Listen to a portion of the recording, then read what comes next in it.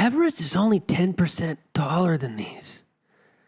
If you get to see Annapurna 1 or Annapurna 2 or Machu Picchu, that are all, I believe all these are over 8,000. You're looking at something 90% the height of Mount Everest. Aloha and welcome back to Wondrous. I am your host, Andrew Crusoe, and I'm very happy to say, and I'm only going to say this briefly because I could talk about it for an hour and I don't want to. I've moved and I'm living in a new place that doesn't have people cutting steel rebar practically right outside my window. So it's a much less stressful place to live. It's less sonically crazy. And they aren't cutting stone as well. There were two extremely loud construction sites that I had to contend with, in the last place. So I'm happy to get back to a more normal schedule for this show. God willing. I think we're gonna be able to do that. And today we're gonna talk about an incredible place near, just right next to Pokhara in Nepal. We're gonna talk about Sarangkot. I think it's Sarangkot Hill. This was the beginning of Nepal really opening up to me. Let's go check it out.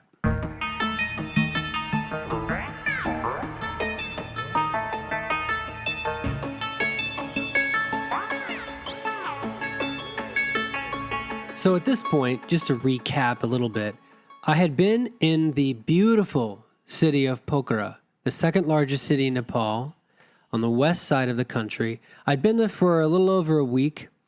I was getting into all these interesting little spots. I was discovering little vegan, plant-based places to eat. I was walking along the pretty paths that were, placed along the lake. And every evening I would walk up the steps. And there were quite a few steps. I don't know, maybe 40 steps.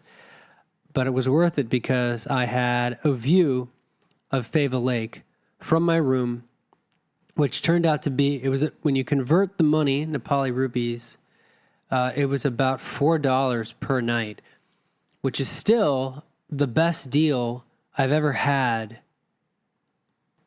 for a place that I liked. I think I had a place that I didn't like that was cheaper than that, but it's the best place. It was the best deal I had in terms of places I liked staying. And there really was only one or two places I've stayed being a nomad that I really didn't like because I do a lot of research, but sometimes stuff sneaks up on you. Like metal rebar.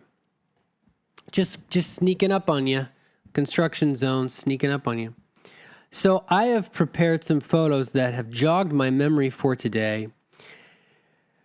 And of course, if you want to see the source photos, you can always go to my Patreon. This is the part where I tell you about how you can support the show. You don't have to do this. I'm not hustling to upsell you, but I am giving you an opportunity if you want to see all the photos that go with these episodes. And I have hundreds of photos, most of which were shot in RAW, really high quality photos that I've gone and color corrected and made extra beautiful. You can go to patreon.com/HelloCrusoe. So patreon.com/the word hello, CRUSOE. You can cancel anytime. And every dollar really, really means a lot to me. It really helps this show continue. It's the main reason I continue to do this show is because I love, that's how I feel right now. That could change. Maybe when this show starts to go viral, my feelings will be different. But right now, the main reason is because of the Patreon, because I get such nice interaction over there from the people who really want to support the show and get a behind-the-scenes look at these places I go to. So enough of that. Enough Patreon talk. So I should back up 2 days. I had been hearing a lot of talk about Sarangkot, and I was staying in this place called Banana Garden that I really recommend. It's one of the few accommodations that I recommend without hesitation because the people who work there are awesome. It's like a family-owned, family-run place. They've been there forever. So one of the coolest aspects about staying in a place with such good vibes that's a tongue twister, believe it or not. That took me a couple takes to get right. Is that you meet people who are very cool and have good vibes along with it. I met Ukrainian. I met people. There were actually like a lot of Russians there who are really cool and spoke good English. I feel like the Russians who speak really good English those are my favorite. I mean, of course, it's going to be better if they speak the same language, right? I think it was I feel like it was mostly, yeah. There was like a group of like 5 Russians there for a while, and they were all doing explorations and Ukrainian. And I learned a little bit about the differences. I learned a little bit actually about the differences in the alphabets, because Russian and Ukrainian have a bit different alphabets as well. But I digress. I learned from them about a hill called Sarangkot. I'm pretty sure I learned it from them. And that's one of the great things about travel is you get tips from people who are kind of on a similar path sometimes. And Sarangkot is this hill. They call it a hill because everything's a hill unless it's 5,000 meters in Nepal, as I've said in past episodes. They said that it was a hill that I had to go see. And there was a gondola that could take me up there, but also apparently a walking path. So I did all this research, and it's about 1,600 meters. It's a pretty good little viewpoint. It's a sizable hill. I mean, in other places, they would probably call it a mountain or a tiny mountain. So I packed some water, and I left a bit later than I wanted to because I was in the middle of writing what would turn into a book that I'm currently finishing editing, called The Kaleidoscopic Universe. I was up very late every night writing The Kaleidoscopic Universe, which is a tropical sci-fi novel. That's the first novel that has an entire 10-day silent meditation retreat inside of it, based on when I did the 10-day silent Vipassana retreat. And I write about that in 10,000 Hours in Paradise, which is the first 2 volumes are free. The first 2 volumes are free on everywhere, just anywhere you can find. Now, mostly YouTube and also Spotify if you poke around. And I'll put that in the show notes. Show notes are always easily findable wherever you're listening to this. They're either in the YouTube description or they're in the Spotify description. You'll find them. And that book, you can start in part 2, actually. It pretty recaps it pretty well. And it's called 10,000 Hours in Paradise, Tribulations. And the cover is like yellow, orangish yellow. And I get swept up into this invitation to do a Vipassana retreat there in Hawaii.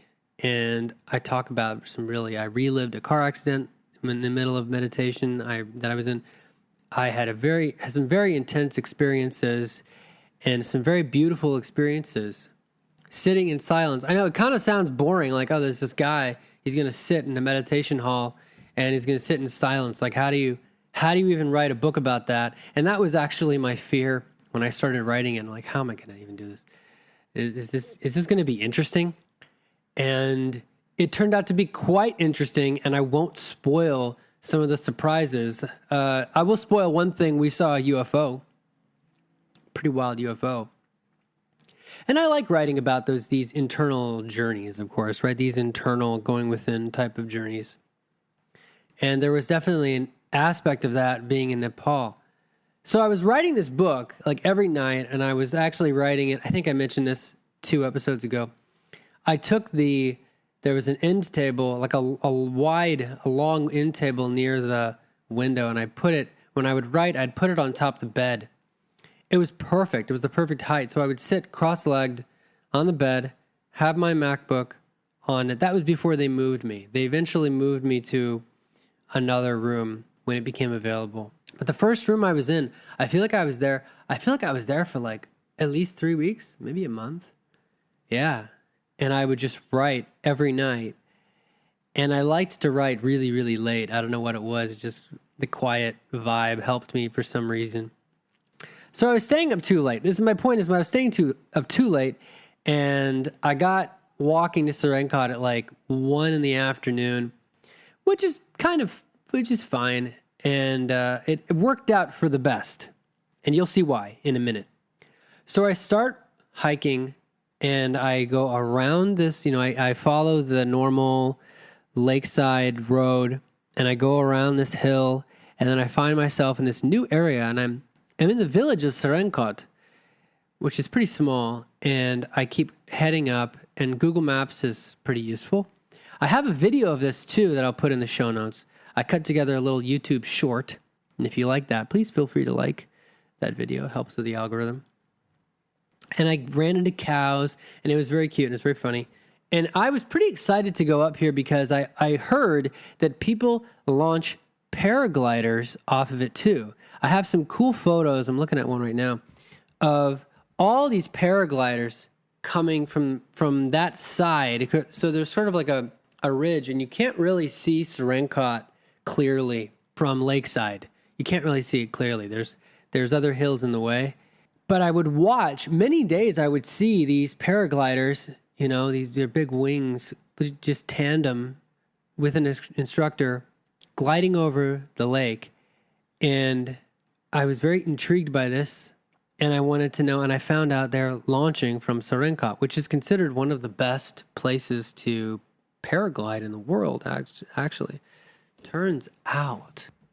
So I have some funny photos of that and photos of the very pretty deck with a bunch of... I get very nostalgic looking at this deck with the chairs. We all shared this deck with the big windows open and the very comfortable temperatures that we got to enjoy with the little green wastebasket right outside each of the doors and this just brilliant sun.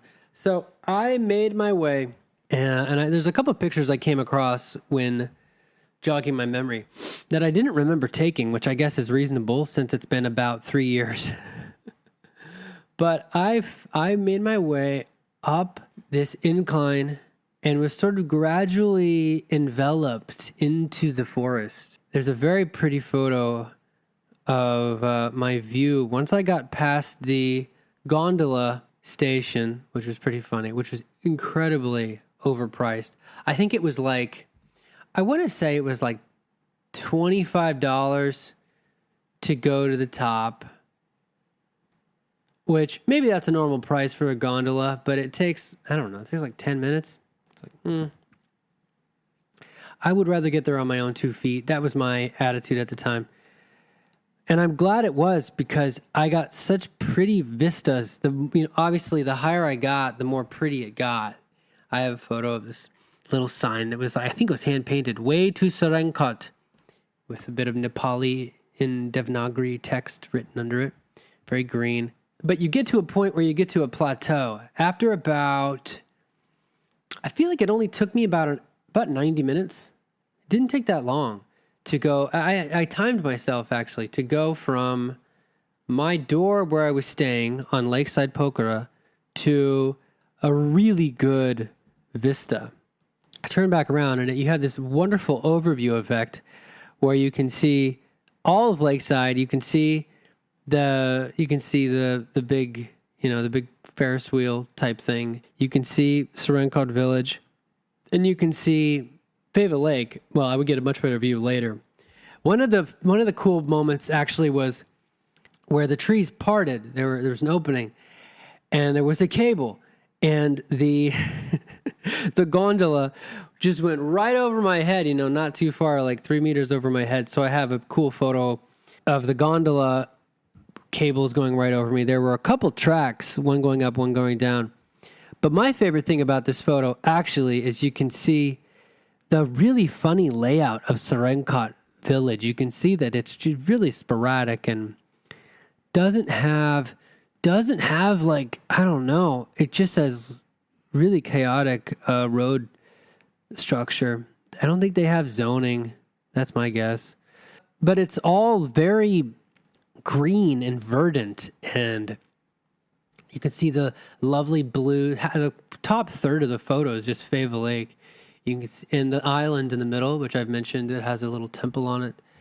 But finally, I got a little further up, and I started to see the other side of Sarangkot, right? You get further in and you can start to see, okay, now I'm almost to the center of this hill. It's not a huge hill. It's big, but it's not huge. And you start to get a better viewpoint the further up you go. You get this better inclines, obviously. And around this time, I ran into a man and maybe 3 dogs that were nice. Luckily, the dogs were nice.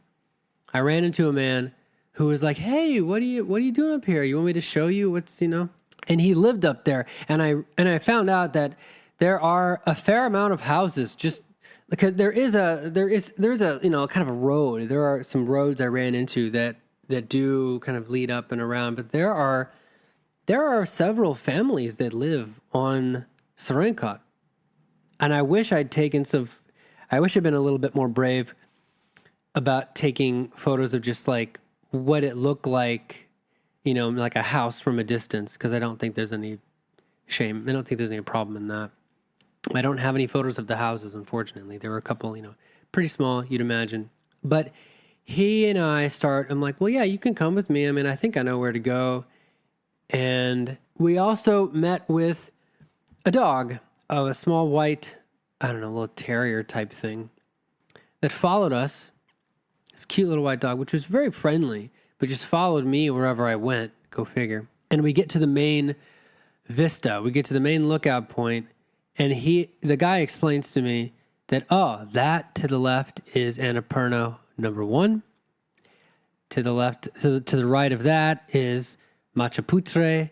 Machaputre means fishtail because it looks like a fishtail, apparently. I didn't really see it, but I'll take their word for it. And I just was elated because as the time wore on, as it got to about 5 o'clock, actually, I was up there as it gets into, I have to adjust for the time zone because my computer's, but yeah, I got into about 6.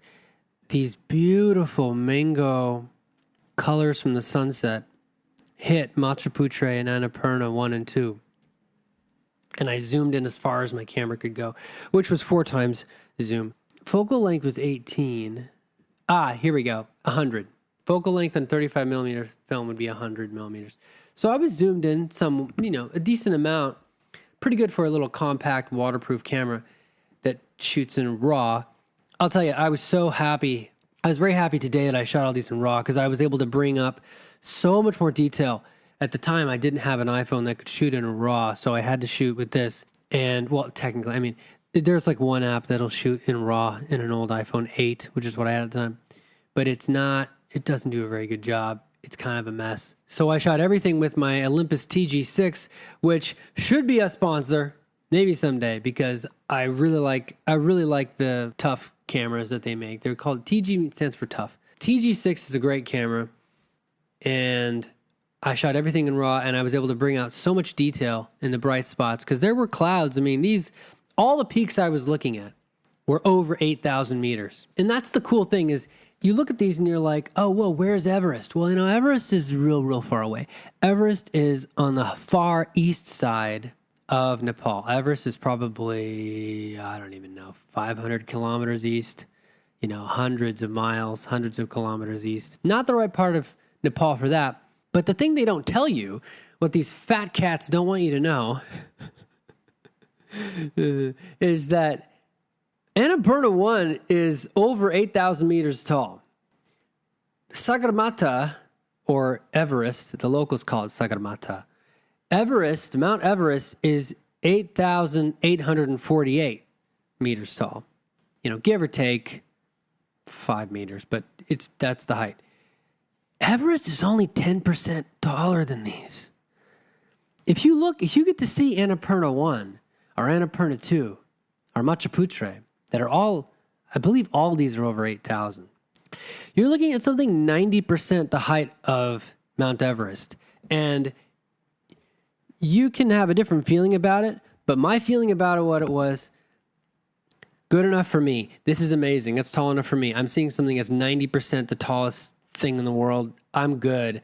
I don't need to go all the way, And that's how I felt at the time. Now, if I had an opportunity, I would definitely jump at it. But I was pretty delighted that I'm like, well, these are pretty darn huge. These are Annapurna 1 is, I believe, certainly in the top 10, might be 9th tallest peak in the world. I should double check that. I should do research.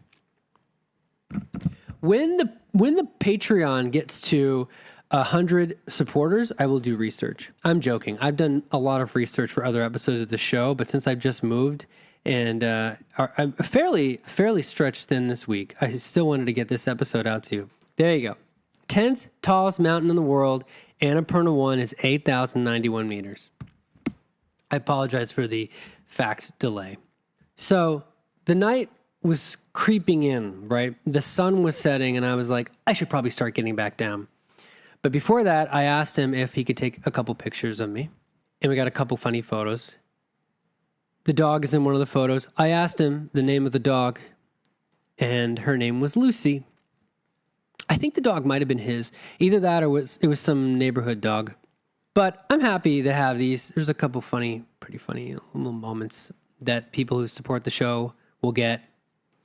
I was also happy once again that I shot this in RAW because there was a few photos I thought they were a bust, right?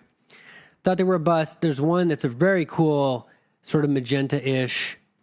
I accidentally picked, I think, the best, besides maybe getting up there at the butt crack of dawn at 6 a.m.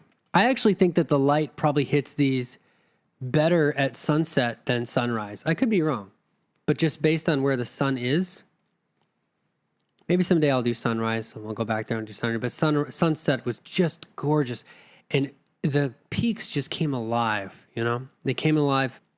But Machu Picchu was covered by. It was very tricky to photograph. I got Annapurna 2. I got Annapurna 1. Machu Picchu was very cloudy, but I managed to shoot a time lapse, which I show in the YouTube video that's in the description for this show. And if people comment and ask, I can try to dig up the original video of that and also post that. There's a lot of stuff. A lot of video that I haven't released that I will release. I'm going to do a super cut at some point. But the time lapse was really nice. And yeah, it was so cool to watch the atmosphere change. You really get a sense of space when you see, oh wow, the clouds are just hugging, and then you look back, and then you can see more of the mountain, and it doesn't look like it's. If you're watching it the whole time, you're like, this is not moving, and then you get distracted for 2 minutes, and it's a totally different scene. I think I'm 90% sure what he described as Annapurna 2. That's one of my absolute favorite photos that I took in Nepal. You've probably seen it. In fact, I might make it the show art on YouTube for this episode because I'm just very happy with how it turned out. It's a really majestic. The oranges bleed into these hot oranges toward the bottom, into these magenta shades, and you just see the peak so clearly. It's this little mountain point. And of course, when we think of mountains, we think of something with a little point at the top. Like the left side of Annapurna 1 is really cool, but Annapurna 2 looks like what you would imagine like a peak in the Himalayas would look like. And Annapurna Range is part of Himalayas. I also took a really lovely panorama with the iPhone that turned out pretty well, and you'll get the people who support will also get this panorama. But if you don't support, I have more of the story for you. Also, it was very cool just seeing, Pokhara city from up here. It was so green. This panorama really shows off how green it was too. And you get a sense of, okay, Annapurna 1's over here. Machu Picchu is perpetually covered in a cloud. Annapurna 2, which is actually more photogenic than Machu Picchu, is over here.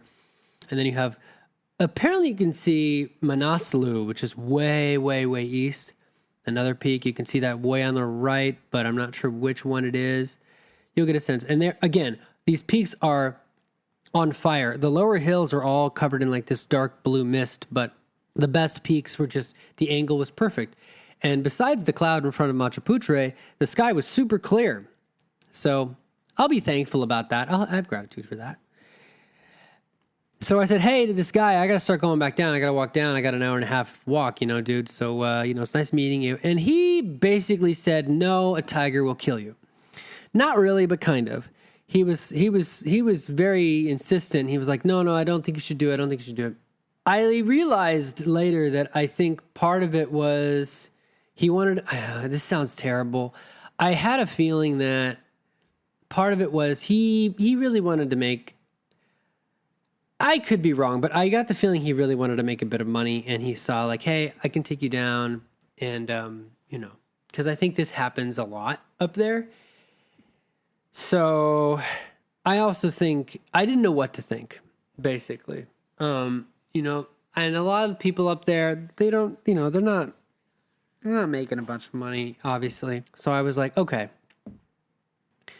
I looked around. I was like, this seems like a very quiet. I mean, it's a well-worn trail, and I could walk really quiet. And he was like, no, it's better if I take you on my motorbike. I'll take you down. And I was like, all right, you can take me to Lakeside. I'm staying Lakeside. Now, I didn't know any Hindi. I didn't know any Nepali. Duolingo, which could be a sponsor, doesn't offer Nepali right now.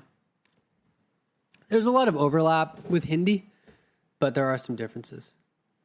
And this was my first time. I'm still like first time in Asia ever. Like I haven't even been in Asia for a month yet. So I'm still, figuring stuff out. And he takes me down on his bike, and we have this, we go down the cool mountain roads, zoom, zoom, zip, zip, zip, that curvy. They curvy, which is a transitive verb now, down the hill, and he zips around, and we get to the bottom.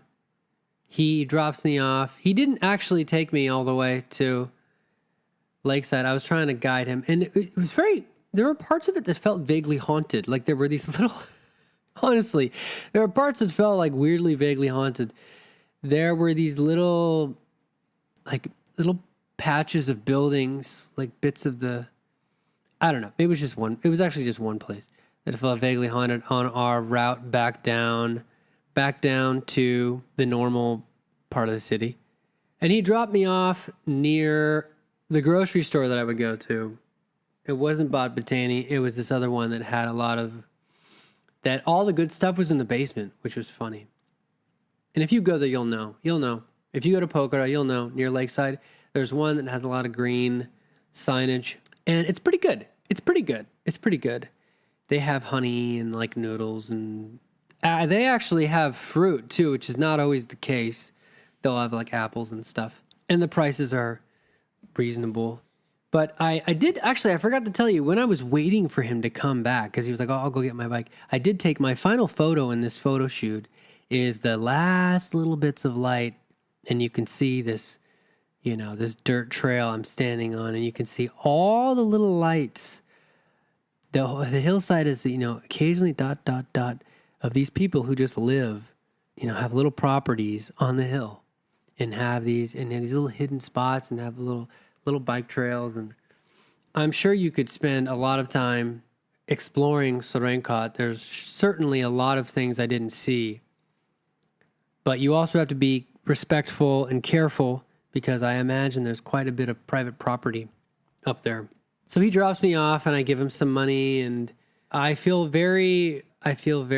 felt a little bit bad, because I think I gave him like all the cash I had left, and he didn't look satisfied. I was like, I wanted to tell him, dude, you practically twisted my arm for you to bring me down here. It was yeah. And the reason I'm sharing this with you, dear listener, is to warn you, I guess, just prepare you that these kinds of, it still stresses me out sometimes when there are any misunderstandings. I want people to feel good and safe in my presence. And it's not like he felt unsafe, but you know what I mean? I want people to have good memories of me. And I'm here to tell you, and this is kind of the crappy truth, is that sometimes that's not possible. Sometimes there's a miscommunication, and you're both doing your best, and you're still, so I hate to say this. I really hate to say this, but I'm just warning you that sometimes the cultural gap or the language gap, because most of this does happen because of language gaps, makes that very difficult. And sometimes in a given moment, it's not possible. So what do? You extend grace to the other person, you extend patience to the other person, and you extend grace and patience to yourself. And then the next day, you try again. That's all you can do. And there is an attitude of surrender that I think is very normal, for the lack of a better word, and part of the process of going to lands far beyond your own. So that's all I have for you today. That was a very special moment for me to finally see real mountains, right? Because when I landed, I was like, oh, wow, look at pretty mountains. And if you've heard the first episode, which I recommend, the first Nepal episode, that'll be the first one with the Nepal flag, which has that 2 triangle shape. It's a red and blue flag. The only flag in the world that's not some version of a rectangle. And if you hear that first Nepal episode, you will hear the funny story of when I was sitting next to a Nepali on the airplane when I was about to land in Kathmandu, and the Nepali says, oh no, those aren't mountains, those are hills. So it was cool to finally see some real Nepal hills. This was the first time I was really seeing some famous peaks and got a real sense of, really got an overview effect. Got to see probably most of Pokhara from Sarangkot. I highly recommend this. It is free. I do recommend perhaps trying it for the sunrise hike. If you leave maybe at 5 in the morning, you'll get up there in time, maybe 4:30. A lot of people were doing that, actually. The people who were in the rooms next to me were doing the really early, as I recall, the really early version of that. But I'm not a morning person. If something's happening at 5 a.m., it's more likely I'll stay up all night. That's where I am right now anyway. It's not the way that my body diurnal system works. And now they're uncovering that there is a genetic component to being an early riser. And I just don't have that gene. But now that I've moved, bringing it back to the now a little bit, now that I've moved and I'm in a quieter place, relatively quieter, I think it will be easier for me to wake up a bit earlier, God willing. So thank you so much for listening to Wanderous. It is a labor of love, and you can always subscribe to this show on Spotify and on all the places. It's on Apple Podcasts.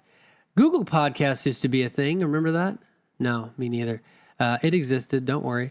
Now it's all YouTube podcasts, which is fine. If you subscribe to me on YouTube and you send me a message, I will send you a treat. I want to boost my YouTube subscriptions. I will send you a treat. I will figure a treat for you. And you have to send me a message and you have to show me. And I just really appreciate everybody who listens to this. This is still a labor of love. And it's a very enjoyable experience when I'm not being bombarded by crazy cacophonous noise outside my window, and which isn't going to happen anymore. It's a very enjoyable experience to record and share some of these moments with you. Nepal really opened me up, and I think it's one of the best places to start if you've never been to Asia. It's a really good place to start. It's a little rough. Kathmandu can be a little rough in the beginning because it's a bit dusty, but the people are so kind, and I think you'll be humbled by some of the experiences you have if you go to Nepal. And if you have any questions, please feel free to ask me in the comments. And until next time, fly safe and strap your seatbelt because you never know what's going to happen. Aloha.